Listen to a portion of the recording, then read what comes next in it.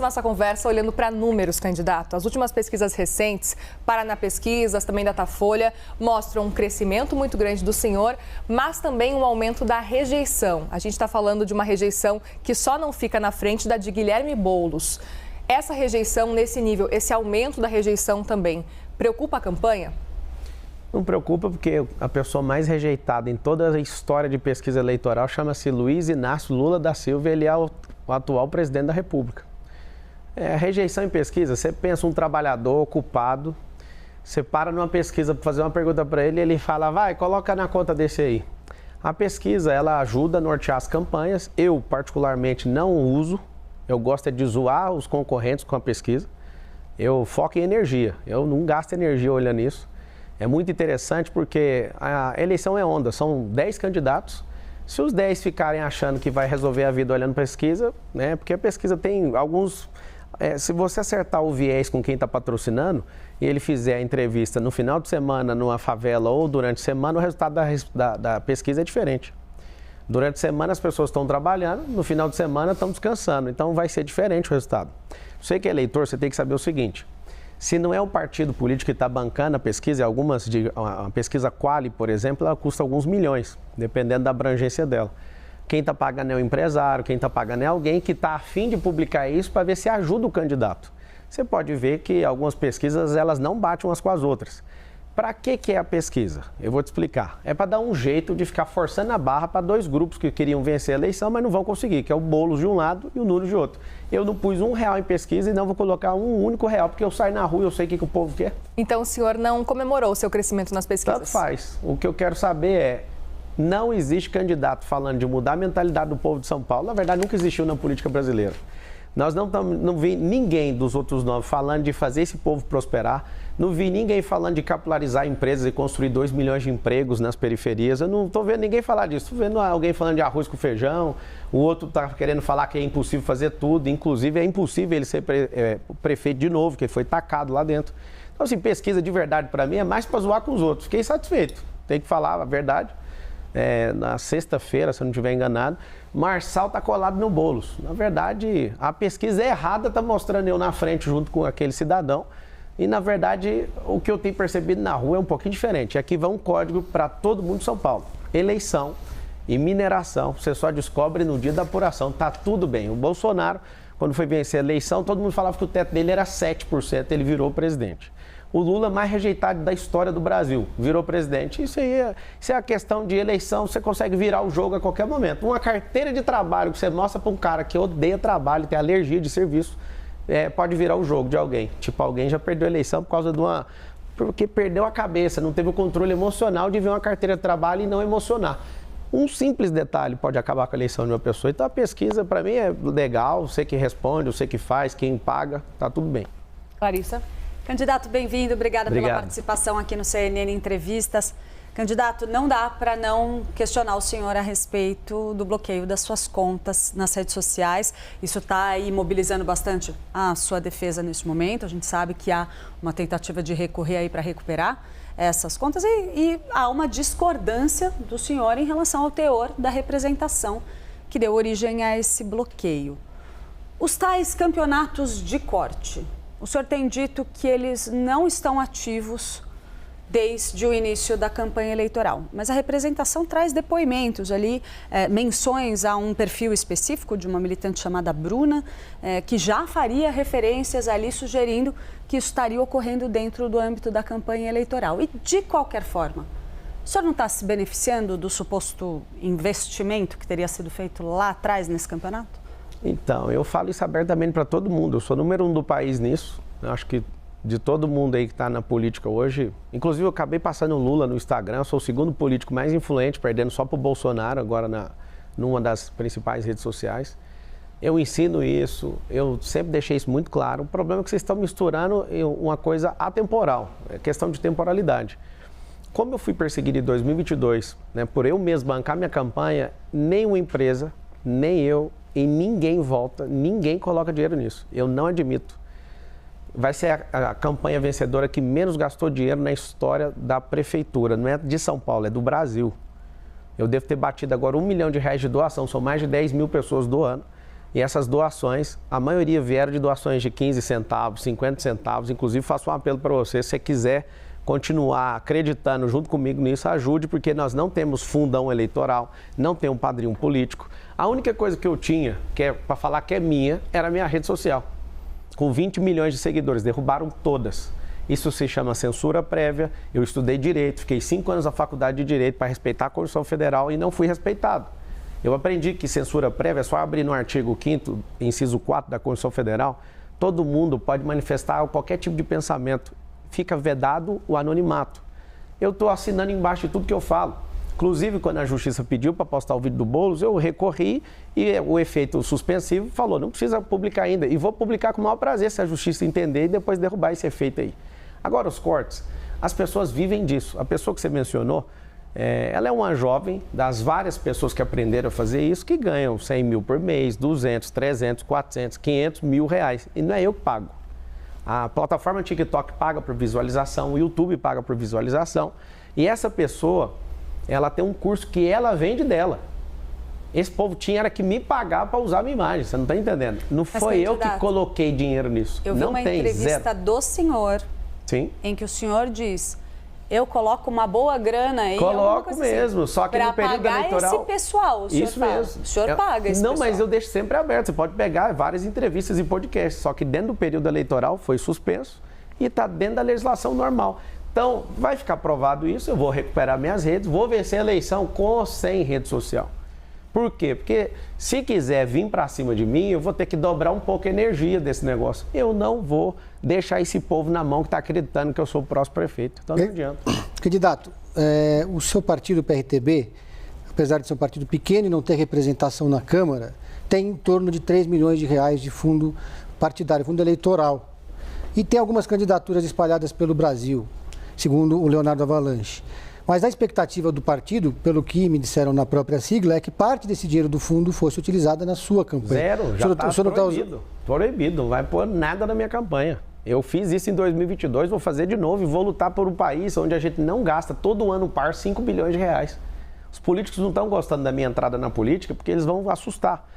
Eu vou provar que tem como ganhar a Prefeitura de São Paulo gastando pouco dinheiro, porque a democracia não é o governo dos melhores, Venceslau. Não é o governo da pessoa mais inteligente, é o governo dos populares. E esses caras, por exemplo, muita gente nem sabe quem é um prefeito, porque ele só está fazendo coisa agora. Ele foi um cara atacado ali, que tem perfil. Eu, como recrutador e treinador, analiso o perfil dele de forma básica, com respeito. O perfil dele é de vereança, né? É de vereador, não é de prefeito. Tacaram ele ali. Eu sei como é que funciona a escolha de um vice. Eles pegaram ali no grupo político alguém que dava menos trabalho e acabaram colocando ele ali. Ele é muito bom como vereador, mas prefeito ele não dá conta. Então, assim, sobre o meu partido, é um partido nanico, é sim. E eu muito orgulho, todo mundo começa pequeno. Eu comecei pequeno, eu imagino que a maioria das famílias que hoje prosperaram aí nesse país começaram também pequenas. Eu conheço histórias de muitas pessoas que cresceram, então, assim, não tem nenhum problema ser pequeno. Eu poderia vir com 5 ou 7 partidos que pediram tanta coisa que eu falei, deixa que eu resolvo sozinho, depois eu chamo vocês por um precinho menor, porque para governar você precisa compor com outros partidos. Só que eu não vou estar devendo, não vou dar pasta para eles. Eles não querem habitação para ajudar a construir habitação, eles querem habitação para desviar dinheiro. Isso é muito nítido. E vai ter um tipo de gestão um pouquinho diferente no meu governo. Toda reunião pública eu vou trazer à tona. Do jeito que eu faço na minha vida de mostrar as coisas, vai ser um governo que vai mostrar isso também. Vou fazer reunião, vou transmitir ao vivo, todo mundo tem que assistir.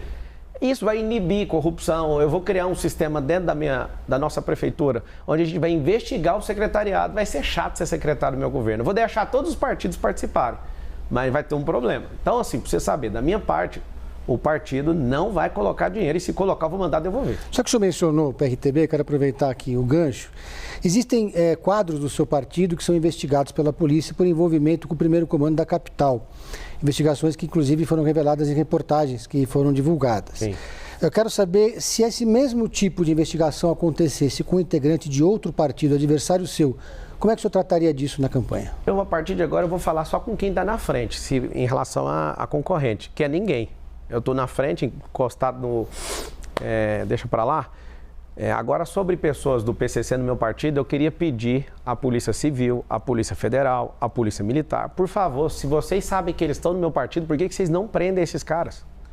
Ah, tem a gravação, então processe. Achou, deu contraditória, ampla defesa para a pessoa, eu quero fazer uma campanha nacional, me ajude a limpar o PRTB. O partido é pequeno, o que o PCC está fazendo lá então? Já que vocês estão falando que eles estão lá. É tão fácil, eu fui, por exemplo, em Paraisópolis, tirei foto com um cara no outro dia, o cara é irmão do líder do PCC. Eu lá vou pedir certidão de nascimento das pessoas para tirar foto. Então, assim, humildemente, eu quero que todo brasileiro que queira servir na política consiga ingressar com a sua candidatura sem partido político. Estou falando isso, eu já falei isso antes de ingressar no PRTB e do tanto que vocês pegam no pé, faço 2 pedidos. Por favor, prendam os bandidos. Segundo pedido, me ajude, Brasil, queira a mesma coisa que eu estou querendo. As pessoas que querem entrar na política não conseguem entrar porque os partidos não deixam. Você tem que ver o que eu tive que fazer para entrar. Eu estava em Roma, todo acertado com o DC para ser candidato a prefeito. O Emael me liga de lá, eu estava lá, ele me liga, você não vai ser mais prefeito, você pode continuar no partido. Eu, como assim, cara? Você não tem palavra no que você está falando? As pessoas, algum combinado com o prefeito que tem uma máquina poderosa e vai perder com a máquina na mão, igual o Bolsonaro perdeu, com a máquina na mão, vai perder igual o Rodrigo Garcia do Estado, que perdeu com a máquina na mão. Você, Nunes, não adianta, você é um bananinha, você não dá conta e você vai perder com a máquina na mão. Candidato. E não adianta vir com isso. Então, me ajuda a limpar o PRTB, estou pedindo. Já que vocês sabem quem é, já oferece denúncia, legal as reportagens, mas pode oferecer todo tipo de denúncia para todo mundo. O senhor já disse que decidiu concorrer à prefeitura depois que Ricardo Salles teria saído dessa disputa. Eu queria entender melhor essa sua fala. Eu não ia concorrer à prefeitura de São Paulo. Eu fiz um apelo para a sociedade paulistana em fevereiro. Depois vocês podem procurar nas redes sociais que foram derrubadas, na hora que ela voltar, na hora que estabilizar a normalidade da democracia no Brasil. Você vai achar um vídeo meu falando o seguinte: se eu não achar alguém com nível de mentalidade para tocar a maior cidade do hemisfério sul, alguém que vai provocar mudança de mentalidade nesse povo, alguém que vai fazer geração de emprego, nós vamos gerar em 1.460 dias com os empresários 2 milhões de empregos nas periferias. Aí você vai ver o que é progresso nessa cidade. Se em 30 dias não aparecer ninguém, eu me coloco automaticamente na disputa. O que eu tinha visto? Que eu sou bem antenado e estou na política há algum tempo já, não exercendo o cargo, mas exercendo conexões e ajudando alguns políticos, com parte digital e tudo. Que eu percebi que estavam movimentando para sacar o Salles, eu falei, por que vai tirar o único cara de direita? Como é que eu vou deixar uma eleição de São Paulo com 2 caras de esquerda? Aí o sistema tanto faz se é Nunes ganha, se é Boulos que ganha. O sistema está normal desse jeito. Vai continuar do mesmo jeito. A sua vida, você que está assistindo, não vai mudar nada. Nunes é de esquerda para o senhor? Não, para mim não. É só você entrar lá na Wikipédia, digitar MDB, você vai ver o que está na composição do partido. Meu partido é o único partido de direita. O Novo é um partido de direita. Esses outros são centro-esquerda, esquerda. O centrão, que é o mais bonito, é o mais perigoso de todos. Porque eles não estão falando de lado nenhum, mas o lado deles é o dinheiro. Eu chamo eles de maquinistas. Esses caras, eles estão nisso aí por causa de contrato. Eu não fiz um acordo com ninguém para dar nada para ninguém para ser prefeito. Se você estiver entendendo o que eu estou falando, você vai me dar oportunidade, o número é 28, você vai me dar a oportunidade de ser seu prefeito, vou te falar por quê. Não é para mandar em você, é para te servir. Nós vamos revisar todos os contratos da prefeitura. Nós temos um caixa recorde ano que vem de 120 bilhões e esses caras já lotearam a prefeitura inteira. Esse governo é o governo do Dória, esse governo é o governo do Kassab, é tudo junto e misturado. Eu não entendo até agora o que o Bolsonaro está fazendo num governo, apoiando um governo que defende e aplica ideologia de gênero, são pró-aborto. Cara, tudo que a gente defendeu e lutou por você, Bolsonaro, não faz o mínimo sentido te ver curvando para esses caras do Centrão.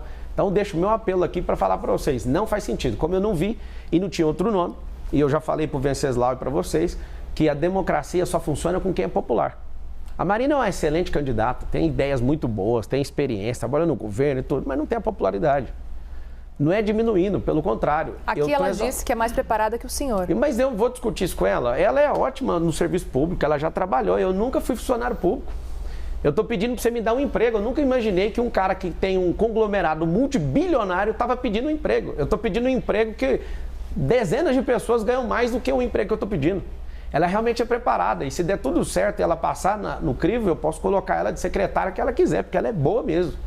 Agora, eu paguei mais impostos em milhões do que todos os 9 juntos, eu gerei mais riqueza que todos eles, eu sou alguém que já transformou mais gente nesse país, vocês acham que eu sou influenciador, só que eu sou educador, tenho 1,5 milhão de alunos, eu já provoquei coisas que ninguém imagina nessa política. Então tem muitas pessoas achando que eu ainda estou de brincadeira aqui. Se você somar eles todos, você vai perceber que eu já produzi mais resultado para o povo, muito mais longe.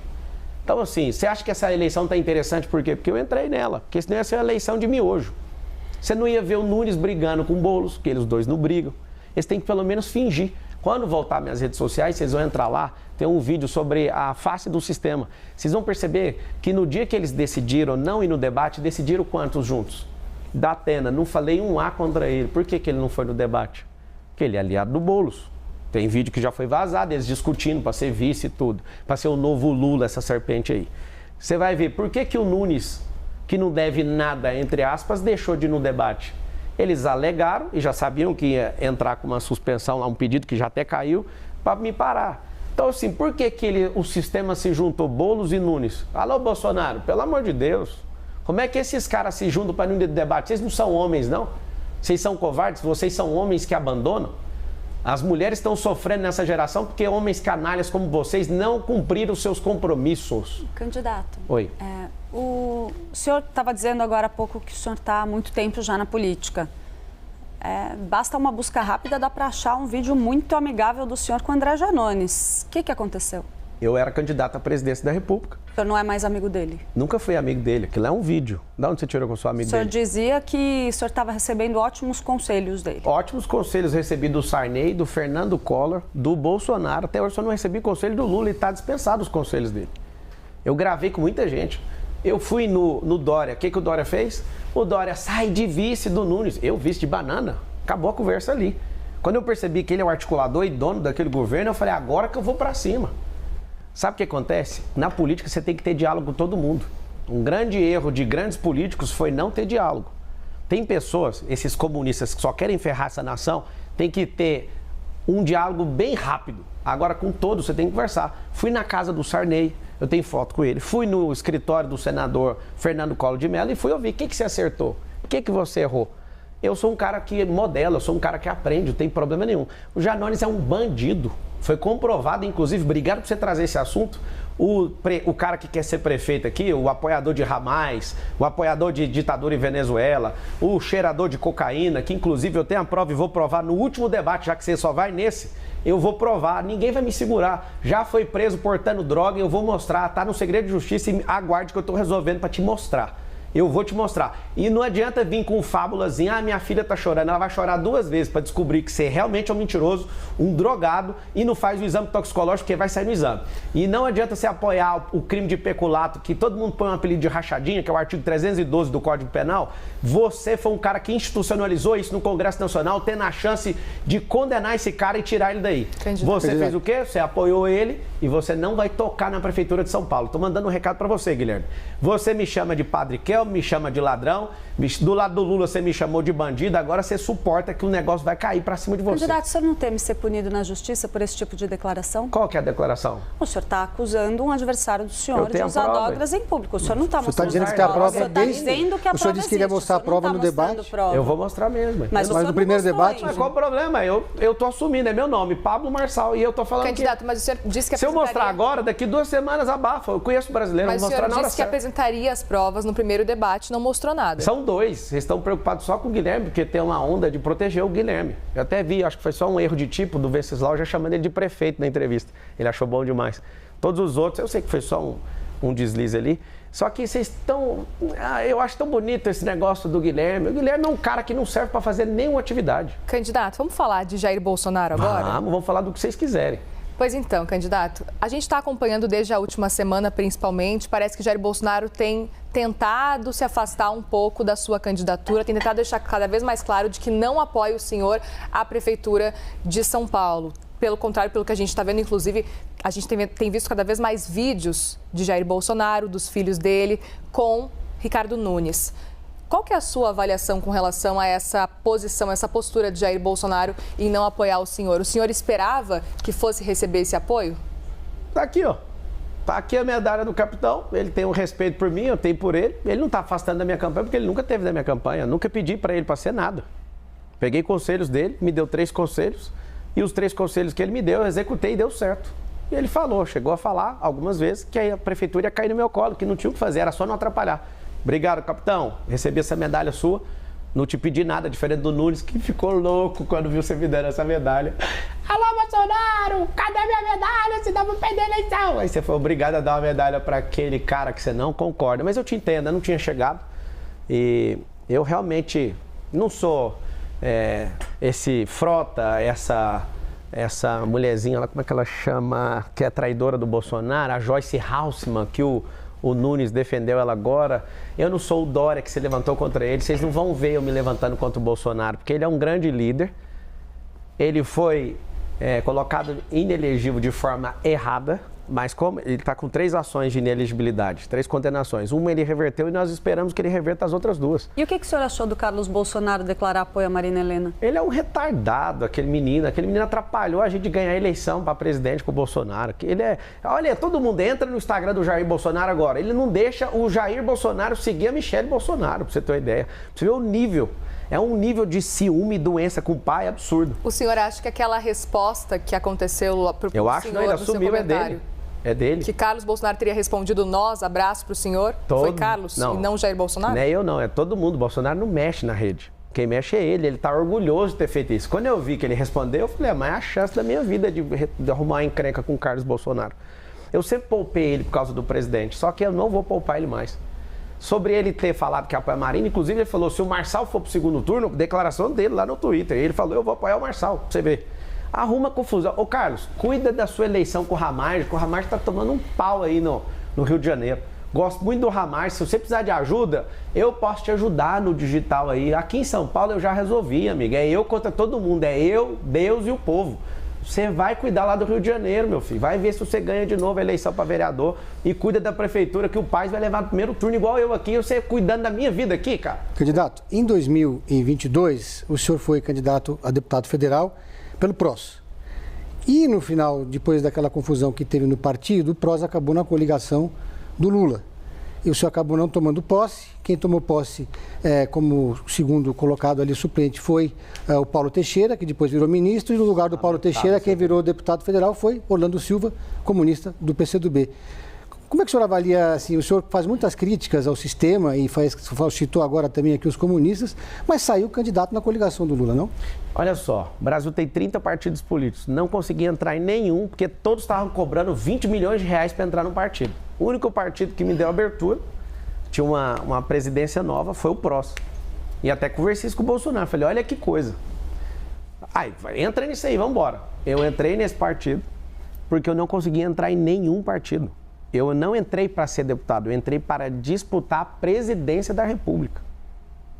E aí o que aconteceu? O partido na inscrição era centro-esquerda, eu entrei, a presidência inteira era toda de direita. Nós vamos mudar esse negócio. Depois, na justiça, eles estavam numa briga judicial. A parte esquerdista, que inclusive está na cadeia hoje, porque desviou dinheiro do fundo eleitoral, assumiu e entregou o partido de mão beijada para o Lula. Aqui em São Paulo ainda tinha uma presidência de direita. Eles me bancaram, me trocaram, tiraram um candidato a deputado federal, que dá para fazer isso na legislação, teve a substituição dentro do prazo, faltando 13 dias para a eleição, eu fui colocado como deputado federal, porque eu gastei energia de 10 meses para ser presidente e tiraram essa oportunidade de mim em 2022. Eu viro deputado, o Bolsonaro não gravou um vídeo para mim pedindo voto, 0. Eu tive 100% de votos em todas as cidades, presta atenção. Nenhuma outra pessoa teve votos em 645 municípios de São Paulo. Todas as cidades eu tive voto. Eu tive 243 mil votos no estado de São Paulo. Eu fui eleito deputado federal. E aí, o que aconteceu? O advogado do partido não foi pago. Esse advogado deixou a causa. O Lewandowski pegou e derrubou todos os atos do presidente, anulando, inclusive, a minha candidatura. Não tem irregularidade nenhuma na minha eleição, mas derrubou os atos do presidente. E aí, a novela, você já sabe por lá de lá, não vou nem entrar nisso, porque essa novela tirou a minha eleição legítima. E eu vou vingar todos os 243 mil votos de vocês. Agora, o senhor não está correndo um risco semelhante aí, porque tem uma ação correndo a respeito da atual presidência do seu partido, porque a viúva de Levi Fidelix questiona aí o não cumprimento de um acordo que teria sido firmado, pelo qual ela deveria conduzir o diretório e, portanto, isso tornaria supostamente a sua candidatura ilegítima. O senhor acredita que esse risco existe? O risco existe o tempo todo, de qualquer uma que morrer de estar vivo. Todo mundo está vivo, tem riscos. Então, assim, falar que não tem, só se for uma conversa fiada, né? Agora, sobre a Fidelix, ela simplesmente, a viúva, ela não quer tirar o Leonardo. Ela quer o que ela pediu para ele, eu acho que eles estão se acertando nisso. Isso não é uma preocupação nenhuma para a candidatura. Inclusive, eu conversei com ela, entendi o lado dela e estou ajudando, inclusive, a terminar de resolver isso. E ela se comprometeu a manter a sua candidatura? Não, mas ela independentemente do resultado ela desse não processo? está no diretório, não depende dela, para você entender. A ação que ela está movendo é para cumprir outra coisa. Não, estou falando caso essa ação dê resultado e mas ela passe a ter controle. Mas a ação não é tirar o presidente, é isso que eu estou te falando. Isso é uma falácia. Né? A ação dela não é para tirar o presidente, é para ela conseguir o cargo que ela quer e mais 2 pessoas, salvo engano. Não tem nada a ver com trocar a presidência.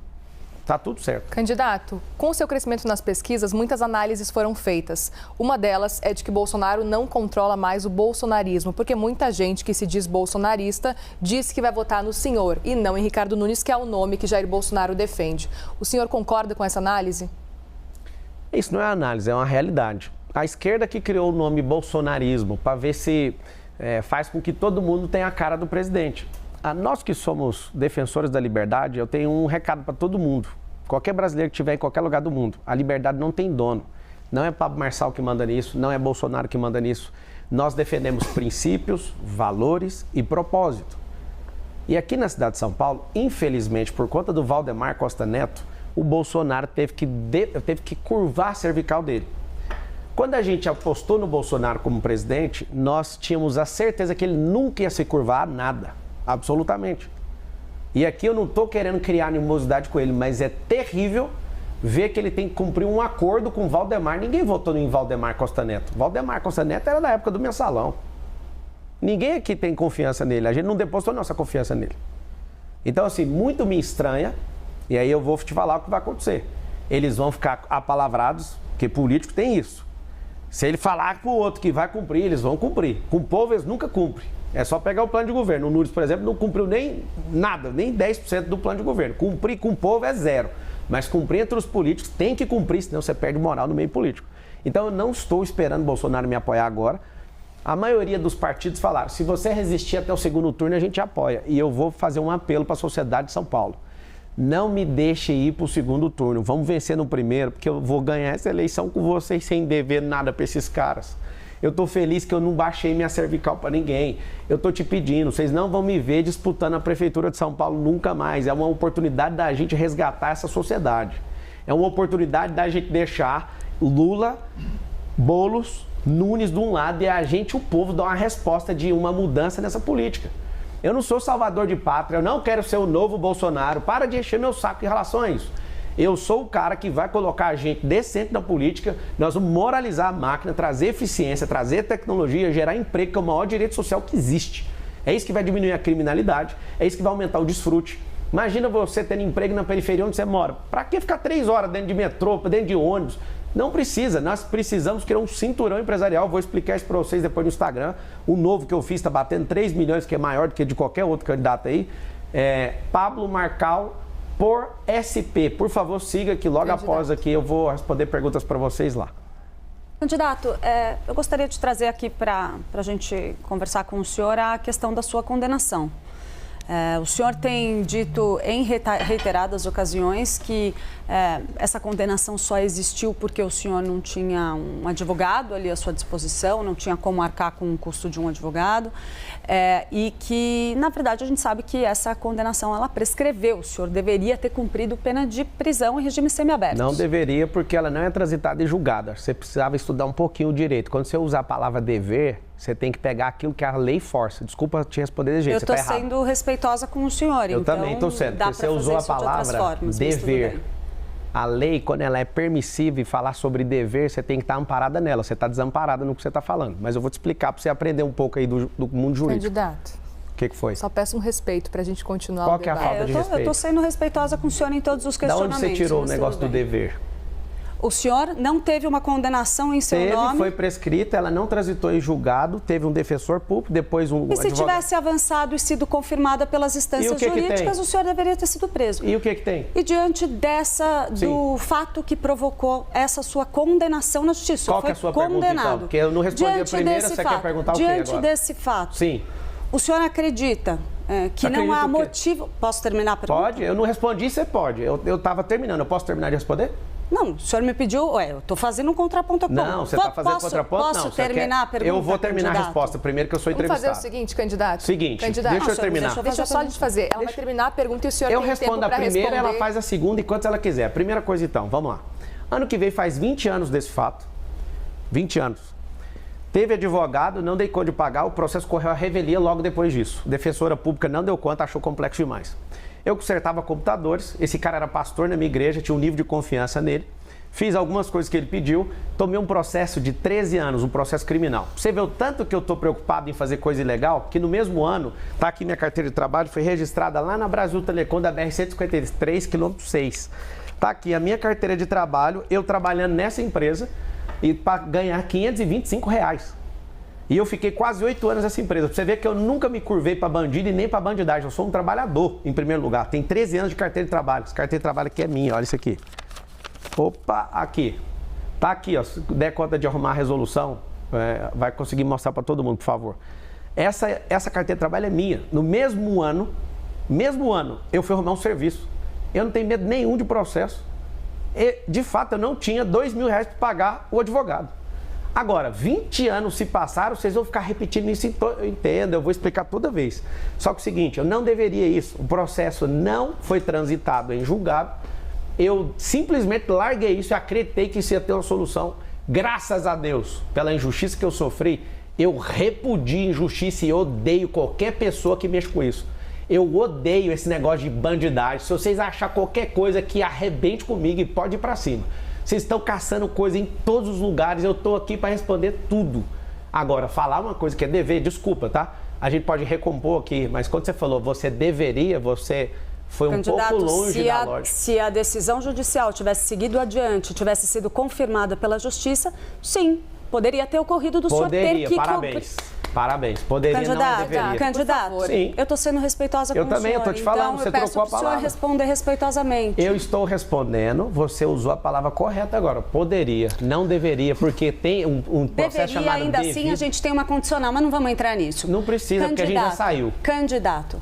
Sim. O senhor se arrepende de alguma das suas atitudes relacionadas a esse caso? O senhor nunca cometeu nenhum tipo de irregularidade? Opa, claro. Todo mundo aqui, você erra, ela erra. Mas como que o senhor entende, então, as decisões da Justiça contra o senhor agora? O senhor é sempre injustiçado, não tem nada que o senhor tenha feito de errado. Não, tem muita coisa que as pessoas falam, você está errado, eu ouço, vou lá e para de fazer. Acha um erro meu que eu repeti 2 vezes, acha você, ué. Eu vou aproveitar o gancho. Se esse mesmo caso tivesse acontecido, se um adversário político seu tivesse sido condenado e prescrito depois de 20 anos, o senhor teria usado isso na hora eleitoral? Ou 2 pesos ou 2 medidas? Primeira coisa, que é o que eu faço e foi isso que me fez prosperar muito, eu ia estudar o caso. Primeira coisa. Aqui tem candidato que bate mulher, ninguém fala nada aqui na entrevista. Aqui tem candidato que dá tiro na porta de boate, ninguém levanta nada disso. Aqui tem candidato que já foi 3 vezes preso. Falou um pouquinho e saiu do assunto. Tá tudo bem para mim.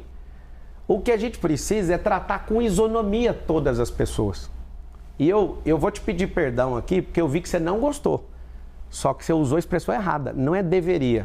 A gente precisa disso. É porque existe um universo jurídico. Eu fiquei 5 anos na academia de direito para ter que ouvir isso, não. Só para a gente deixar claro aqui, candidato, tudo bem, eu acho que a gente pode continuar a conversa, a gente está tendo uma conversa. Tá maravilhosa a conversa. Tá maravilhosa, mas peço um pouquinho de respeito, tá? Para a gente conseguir, a gente terminar as perguntas e o senhor, claro, também responder à vontade. A gente não tem tempo aqui estipulando o seu tempo de resposta. Muriel, candidato. Muriel, aponta o que foi falta de respeito da minha parte. A gente está falando aqui já, o senhor bateu palma enquanto a Clarice... Isso é liberdade de expressão. A gente está aqui para ouvir as suas ideias e entrevistar o senhor. Não tem problema, a gente não precisa se alongar nesse assunto. Só aponta, porque você falar assim, a gente precisa recuperar o respeito, eu perdi o respeito. Fala o que foi pontualmente a falta de respeito. Candidato, eu citei aqui, mas vamos seguir adiante, por favor? Vamos seguir com a entrevista, candidato. Eu estou em paz aqui com vocês. Vamos seguir. Deixa eu fazer uma pergunta sobre propostas, então. Vai lá. A gente conversa com muitos especialistas aqui, especialmente em período eleitoral. E eu não encontrei nenhum especialista em cidades que considerasse execuível a sua proposta do teleférico. Eu queria saber se o senhor considera essa proposta exequível. Fala o nome do especialista que falou que não dá, porque eu vou expor ele aqui. Candidato, eu quero saber se o senhor... Não, candidato não, você usa... Conversamos com o especialista. Pedro, você é um cara forte, você dá conta de trazer o nome do especialista. Fala um que fala que não dá, que eu mesmo vou fazer pergunta. O senhor considera exequível? Você acha que vai resolver o problema da cidade, um teleférico? 5 vezes mais barato que fazer buraco de metrô no chão. É ecológico, ninguém está falando disso. É silencioso, não para e é para honrar as comunidades. Candidato. Tem, só um pouquinho. Tem em Balneário Camboriú, por falta de gestão não funciona no Alemão, no Rio de Janeiro. Tem em Medellín, tem em Bogotá. Quem foi o especialista que falou que não tem como? Se você puder trazer um, você usou no plural, especialistas. Eu nem vou te cobrar a pluralidade do que você falou. Eu vou cobrar só... Eu vou cobrar não, quem sou eu para te cobrar? Então o senhor conhece algum especialista que disse que é execuível? Claro que é, cara. Essa cidade está entupida. Essa cidade está entupida. Tem 7 milhões de carros. Ninguém está falando da poluição do ar.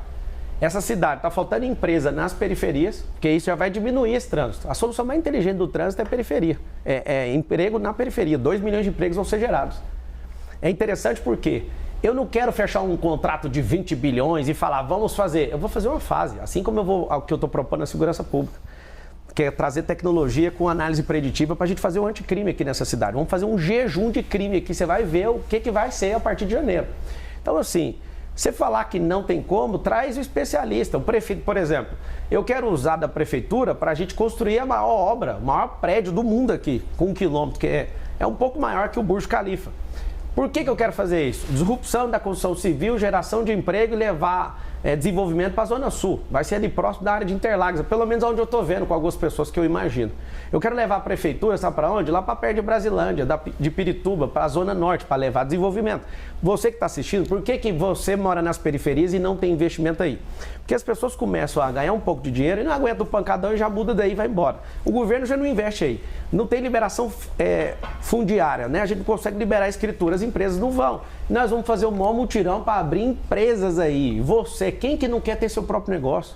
Nós vamos ensinar isso na escola pública. Seu filho vai aprender empresarização, tecnologias do futuro, vai aprender sobre inteligência emocional. Deixa eu te falar, se continuar do jeito que está, não vai mudar nada na sua vida. Se for o Boulos, se até o que você tem, talvez você pode perder. Me ajuda. Deixa eu te ajudar, deixa eu te servir. Eu estou nessa campanha para isso. Me dá a oportunidade, o número é 28, já registra ele no seu coração para o dia 6. Eu quero servir você e eu vou mudar a realidade dessa cidade se você me deixar trabalhar para você. Candidato, ainda sobre teleférico, pode continuar. Podemos seguir sobre teleférico? Claro. Especificamente em La Paz, tá? Na Bolívia, existe um teleférico que serve como transporte público e lá funciona muito bem, importante dizer isso, porque lá é uma situação diferente. A gente está falando de um local que transporte público é muito difícil de funcionar.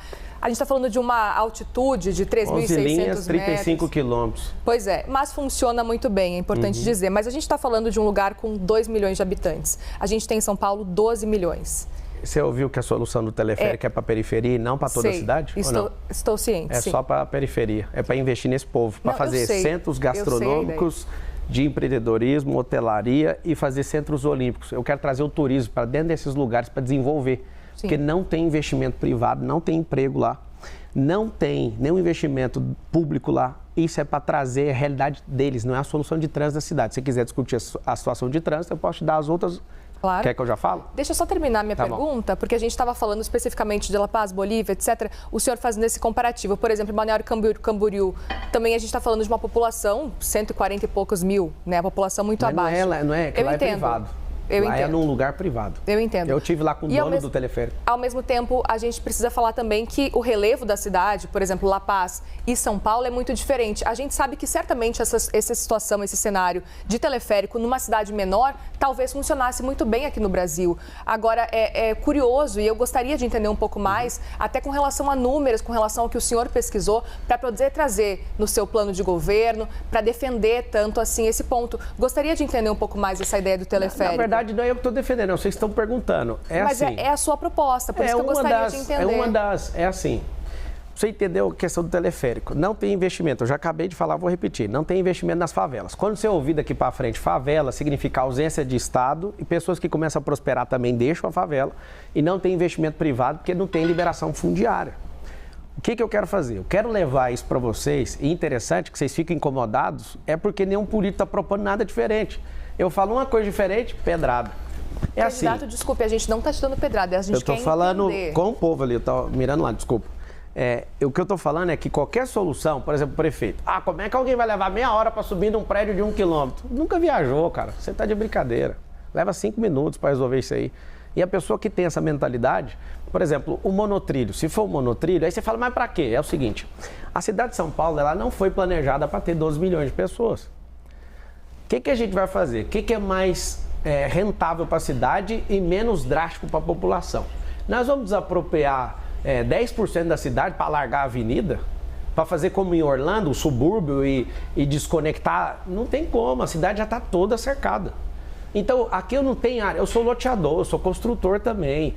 Eu não sou um ignorante que estou achando que isso funciona. Eu tenho 19 segmentos diferentes de atuação. Eu atuo na aviação civil, em fazenda, em loteamento e construção. Eu construo um prédio também. Eu estou na rede de escola, eu tenho 2 redes de escola. O que vocês chamam de secretariado, de Ministério do Governo Federal, eu tenho esses negócios dentro do mundo privado. Eu já sei como é que faz, eu não estou achando que funciona. Então, numa cidade que não tem área de expansão, já está cercada. Numa cidade que tem muita área abandonada, mais de 1000 favelas aqui dentro. Eu não consigo pegar e sair desapropriando tudo para refazer a cidade. Isso é para beneficiar esse povo, inclusive você que está na periferia, você não vai pagar o transporte de teleférico. Isso vai ser da iniciativa privada, vai ser parceria público-privada. E eu quero saber por que esse povo pega tanto no pé para tirar esse benefício de vocês. Porque a esquerda gosta de sequestrar vocês emocionalmente. Sempre uma promessa, nunca vai fazer. Eu vou provar para vocês, nós vamos fazer uma primeira fase, custa 50 milhões de reais o quilômetro. Só para você ter uma ideia de dimensão de custo, uma rua, que não dá para pôr rua em lugar nenhum do jeito que está a cidade hoje, tem que fazer uma desapropriação em massa. Ela custa muito mais barato, só que a desapropriação custa 20 vezes mais, porque as áreas de São Paulo são muito nobres. Agora, colocar isso, que não vai fazer um barulho, é ecológico, não para. Nas 10 entradas de rodovia, nós temos 10 rodovias aqui na cidade de São Paulo. Vai ter teleférico e ônibus também, para ligar o quê? Fazer um bolsão de estacionamento para ligar esses bolsões aonde? No sistema de transporte, na rede integrada. E aqui que eu te falo, quais ideias novas que os outros candidatos estão trazendo? Eu amo essa ideia e eu vou te falar, todas as ideias, assim como na rede privada, nós testamos e as pessoas aprovam. Depois a gente dá sequência. Nós vamos fazer com uma favela primeiro. Aí você vai falar, esse negócio é maravilhoso, mudou, agora começou a vir investimento. A gente tem transporte gratuito para a gente se mover. Os turistas começaram a vir. Por quê? Porque a gente deu infraestrutura. Então aprenda. A China, em 1990, tinha um PIB menor que o do Brasil. O que fez a China, que tinha um PIB, salvo engano, 360 e poucos bilhões de dólares. O Brasil tinha 420 bilhões ou 420 e poucos bilhões de dólares. Em 1990, a China tinha um PIB maior que o Brasil. A China não, o Brasil tinha maior que a China. Hoje, a China tem um PIB de 21 trilhões de dólares, o Brasil tem um PIB de 2,7 trilhões. Esses caras crescerem e deixaram a gente para trás. Investir em matriz energética, investir em infraestrutura, investir em educação. A China, em 3 anos, construiu mais do que os Estados Unidos em 100 anos, para você ter uma noção, com a revolução de infraestrutura. Não estou vendo ninguém falar disso. A gente precisa dar mobilidade para essa cidade, precisa gerar emprego para essa cidade, isso vai diminuir a criminalidade, isso vai aumentar o desfrute, isso vai dar oportunidade para muita gente e vai parar com esse caos, com esse trânsito parado, com esse ar poluído. Ninguém está falando disso. Candidato, a sua adversária, Tabata Amaral, vem destacando muito algumas declarações do senhor contra ela, que são bastante polêmicas. A começar pela ideia, segundo ela, visão dela, compreensível, de que por ser mulher, não ser casada, isso seria um problema para ela disputar a Prefeitura de São Paulo, ou se colocar dessa forma. E a outra a respeito da morte do pai dela, em que o senhor, de fato, insinuou ali que o fato de ela estar fora do Brasil estudando em Harvard, o que ela diz que não foi no mesmo período, ou seja, uma informação falsa, que isso seria um dos motivos pelos quais o pai dela se matou.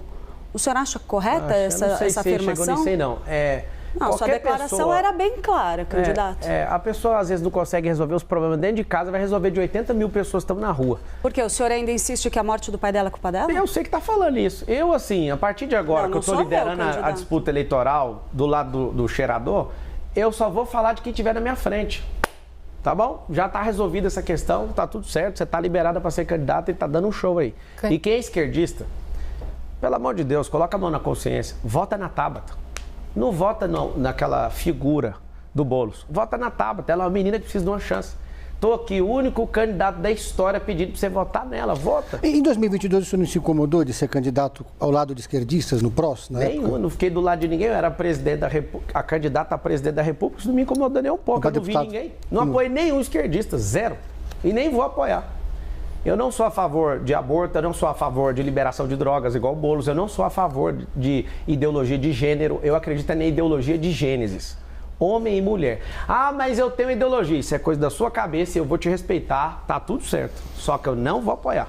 Respeito é diferente de apoio. Candidato, vamos falar sobre Cracolândia? Vamos.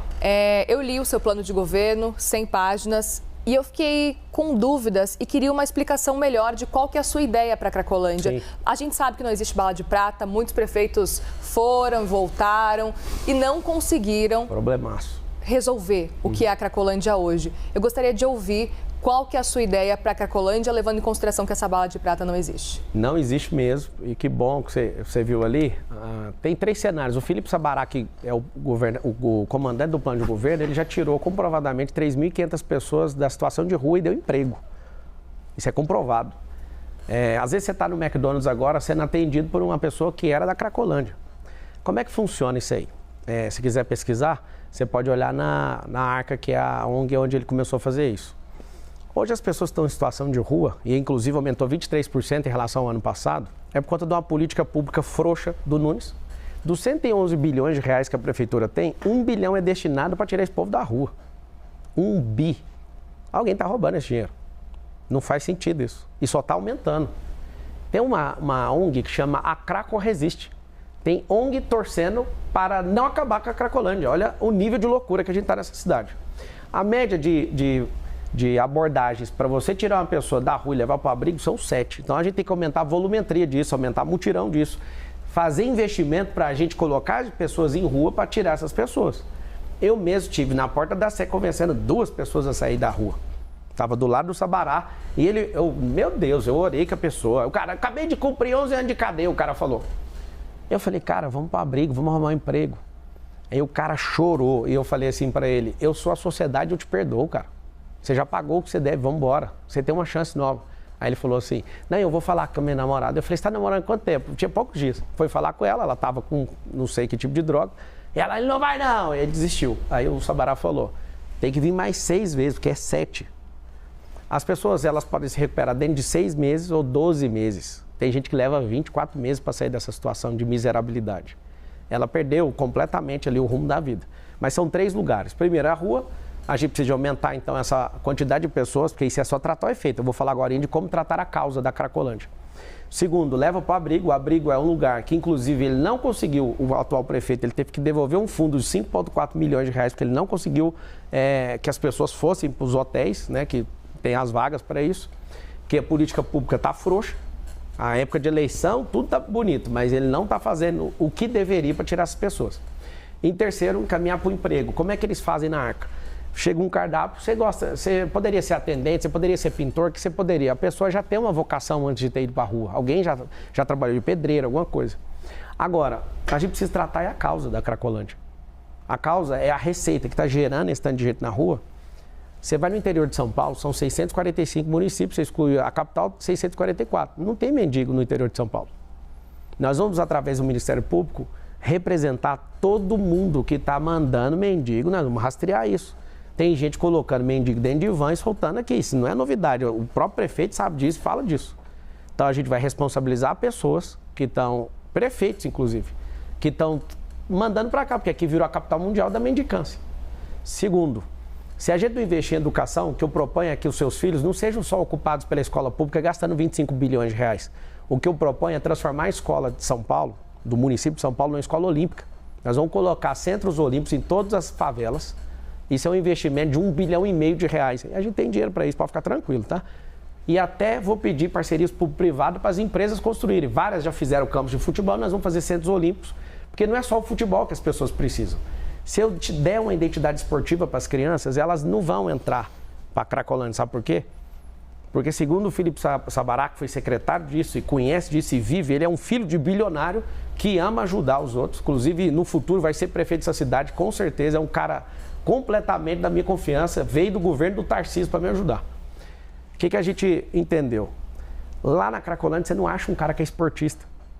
Uma pessoa que é esportista não vai parar na Cracolândia, porque ele aumenta a resistência, ele come bem, ele faz tudo o que precisa ser feito e a gente vai investir no seu filho, porque ele vai ter essa identidade esportiva.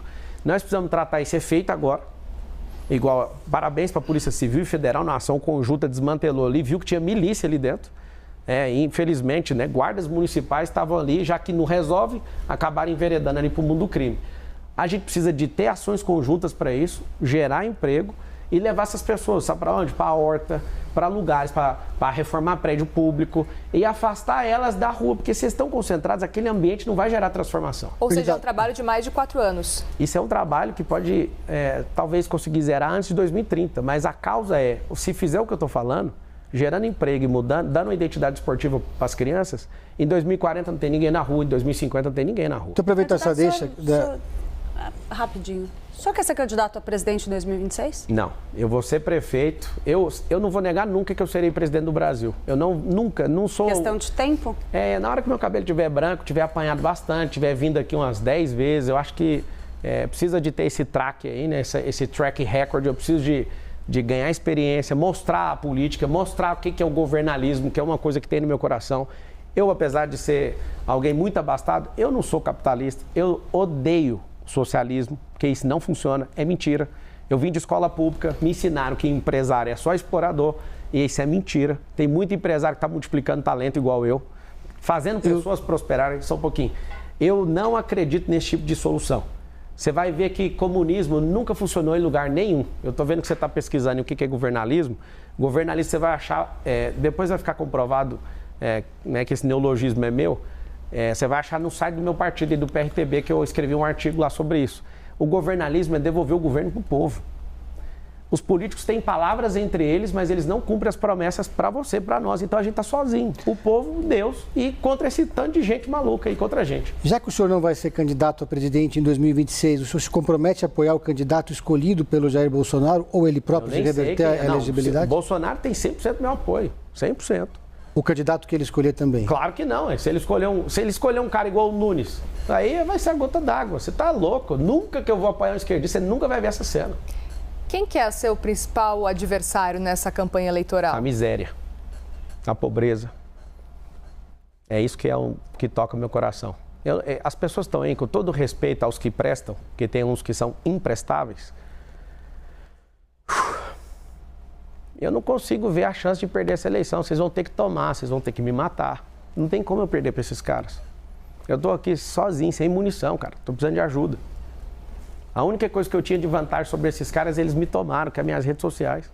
Olha a minha cara, você tá preocupado? Eu não tô, eu só preciso da sua ajuda. Não seja um cidadão. Nós somos sócios da mesma cidade. É um contrato social. Eu sou sócio seu nessa cidade. Não deixa para discutir a eleição faltando 24 horas, não. Não dá para convencer as pessoas. Começa a fazer tudo que você pode agora. É um saco esse trem de eleição. Por quê? Porque todo ano par essa encheção de saco. Eu te entendo, eu também sempre quis correr disso. Mas não vai dar para correr. Nós vamos ter que resgatar esse país. O propósito do brasileiro é ter uma nação de primeiro mundo até 2050. E nós vamos provar que São Paulo vai sair na frente. São Paulo funcionando, na mão desses caras vai funcionar nunca. Na mão de alguém que tem resistência, na mão de alguém que tem inteligência emocional, isso aqui vai funcionar. Por favor, me dá esse emprego, eu tô pedindo. Se vocês quiserem saber da minha vida, revira. Se quiser ver meus rins, se quiser ver meu intestino, se quiser ver tudo, eu conto tudo pra vocês. Me dá a chance, o número é 28, eu tô pedindo, deixa eu trabalhar pra vocês. Tá acabando já quase a nossa conversa, mas pra gente encerrar, queria entender qual dos candidatos o senhor gostaria de estar em um segundo turno? Eu sei que o senhor está pedindo para vencer em primeiro turno, mas se pudesse escolher, com quem o senhor gostaria de estar no segundo turno? Quando eu for candidato a outra coisa e tiver chance de segundo turno, eu te respondo essa pergunta. Não há a mínima chance de ter segundo turno, porque esse povo que está aí, sem chance. Fique em paz, não vai ter segundo turno. As pessoas estão falando isso na rua o tempo inteiro. Não é eu, não. Isso é metafísica. Se eu acreditar nisso, esse é um mundo paralelo. O que eu tenho a ver com isso? Não vai ter. O povo de São Paulo é trabalhador, não gosta de enrolação e vai ser um negócio atropelo. Dia 6 de outubro, às 20 horas e 30 minutos, o William Bonner vai falar assim: Marçal é o novo prefeito de São Paulo, com 55% dos votos. Sabe o que vai acontecer?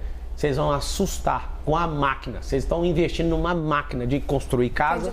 Eu estou fazendo isso lá na África. Entra no... Derrubaram meu YouTube, não tem como pedir para vocês olharem lá.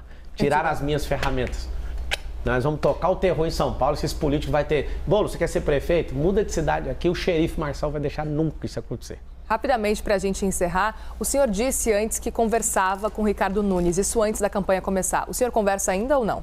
Ele, assim, depois que ele resolveu me atacar, parece que parou a conversa. Eu mandei um áudio para ele e falei, olha, você vai falar mal de mim, cara? Você está de brincadeira. Eu ia poupar esse banana, mas agora não vou poupar. Vai ser artilharia pesada para cima dele. Muito bem, candidato. Assim a gente encerra, então, essa conversa. Obrigada, viu, pela participação aqui na CNN. Obrigado. O número é 28. Estamos sozinhos. Deus e o povo. Agora você vai ver. Estou no seriado, todo mundo odeia o Cris. Obrigado vocês. Desculpa a animosidade aqui. Peço desculpas de coração. Não queria provocar essa animosidade. Só que a palavra mal encaixada ao seu tempo, ela precisa ser corrigida. Um beijo para você que é de São Paulo, nascido aqui ou que escolheu morar aqui. Nós vamos para o futuro nessa cidade e eu estou te pedindo, me dá um emprego. Obrigada, candidato.